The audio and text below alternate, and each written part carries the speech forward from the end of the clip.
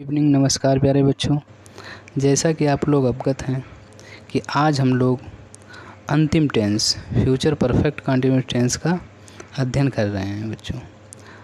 आइए देखते हैं फ्यूचर परफेक्ट कंटिन्यूअस की पहचान, सहायक क्रिया एवं उदाहरण सहित हम लोग इसे विस्तृत रूप से अध्ययन करेंगे। आइए, जिन वाक्यों के अंत में रहेगा, रहेगी, रहूँगा आदि शब्द आएँ तथा समय भी दिया हो बच्चों, यानी इसमें समय दिया गया होगा, वही फ्यूचर परफेक्ट कंटिन्यूअस होगा। और इससे पहले फ्यूचर कंटिन्यूअस में समय नहीं दिया होगा। इन वाक्यों में निश्चित समय के लिए बच्चों फ्रॉम, ये चीज़ ध्यान रखना है। अभी तक हमने देखा कि प्रेजेंट परफेक्ट कंटिन्यूअस में हम लोग सेंस लगाते रहे, पास्ट परफेक्ट कंटिन्यूअस में हमने सेंस लगाया, लेकिन फ्यूचर परफेक्ट कंटिन्यूअस टेंस ही एक ऐसा है जिसमें हम निश्चित समय के लिए फ्रॉम तथा अनिश्चित समय के लिए हम फॉर का प्रयोग करते हैं बच्चों। इसकी सहायक क्रिया शैल हैव बीन या विल हैव बीन है बच्चों। आइए, नोट में जो लिखा है उपरोक्त नियम लागू होगा, इसका मतलब बच्चों ये है कि आई एवं बी के साथ, यानी फर्स्ट पर्सन प्रोनाउन के साथ हम शैल हैव बीन लगाते हैं, अन्य सभी कर्ताओं के साथ हम विल हैव बीन का प्रयोग करते हैं। यदि बाध्यता प्रकट हो तो आई और बी के साथ क्या करेंगे, विल हैव बीन हो जाएगा और अन्य सभी कर्ताओं के साथ शैल हैव बीन हो जाएगा। इसे स्पष्ट समझने के लिए बच्चों, इससे पहले फ्यूचर इंडेफिनिट, फ्यूचर कंटिन्यूअस में बताया जा चुका है, उसे आप देख लेंगे। अब ये चीज़ देखना है कि निश्चित समय कौन सा होता है और अनिश्चित समय कौन सा होता है। इसके लिए भी हमने पास्ट परफेक्ट कंटिन्यूअस और प्रेजेंट परफेक्ट कंटिन्यूअस में विस्तृत ये बता दिया है, लेकिन फिर भी आइए हम लोग ये देख लेते हैं निश्चित समय कौन सा होता है और निश्चित समय कौन सा होता है बच्चों। आइए देखते हैं, जैसे सुबह से क्या होगा, निश्चित समय होगा। शाम से क्या होगा, निश्चित समय होगा। दोपहर से क्या होगा, निश्चित समय होगा। सन 2005 से क्या होगा, निश्चित समय होगा। यानी कोई सन हो या तीनों पहर हों या निश्चित टाइम हो, जैसे 5 बजे, तो भी निश्चित समय होगा। और अनिश्चित समय जैसे 5 घंटे से, 10 घंटे से, 5 दिन से, 5 महीने से, ये सब अनिश्चित समय होगा बच्चों। आइए उदाहरणों से हम देखते हैं। सिंपल सेंटेंस में देखिए नियम देखते हैं। सबसे पहले हम क्या लगाते हैं, सब्जेक्ट या कर्ता, फिर विल हैव बीन या शैल हैव बीन, फिर मुख्य क्रिया में आईएनजी, फिर ऑब्जेक्ट और फ्रॉम, फॉर और टाइम यानी समय। देखते हैं, वह सुबह से कमरे में पढ़ रही होगी बच्चों, वह के लिए हमने सी लगा दिया। फिर विल हैव बीन, सहायक क्रिया लग गई, मुख्य क्रिया में आईएनजी, रीडिंग हो गया। इन द रूम, निश्चित समय है तो हमने क्या लगा दिया, फ्रॉम मॉर्निंग। सेंटेंस क्या बन गया, she will have been reading in the room from morning.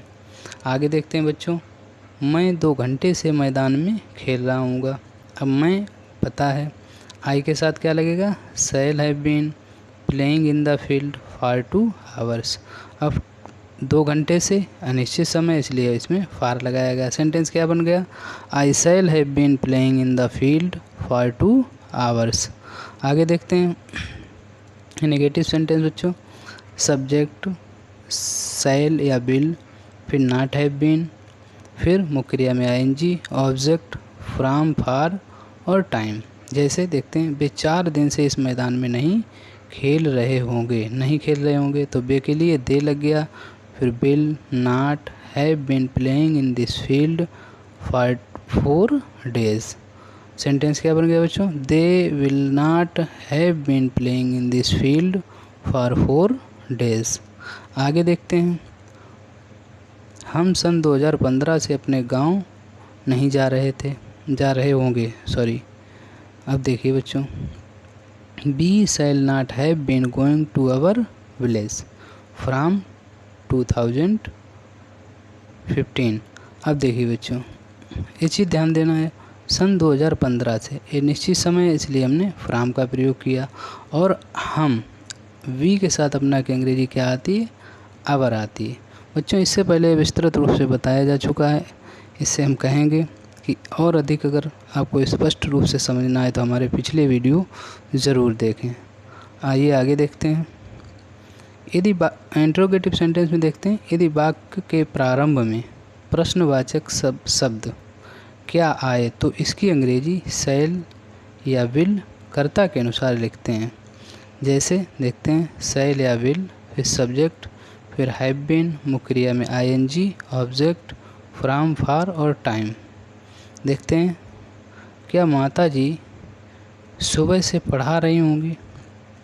अब देखिए, माता जी क्या के लिए हमने माता जी हैं तो हमने विल लगा दिया।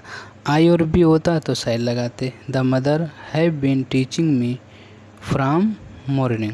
बच्चों, नियम का हम ध्यान रखेंगे सही से।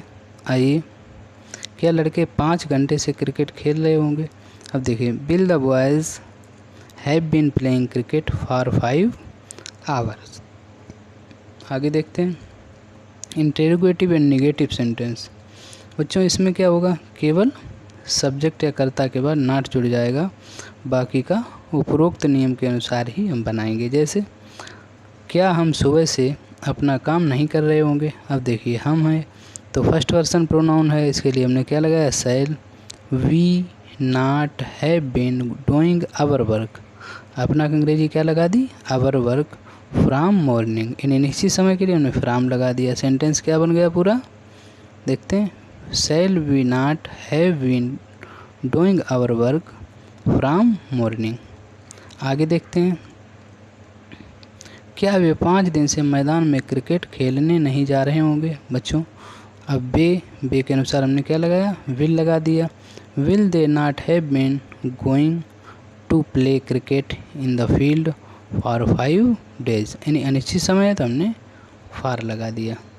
आगे देखते हैं,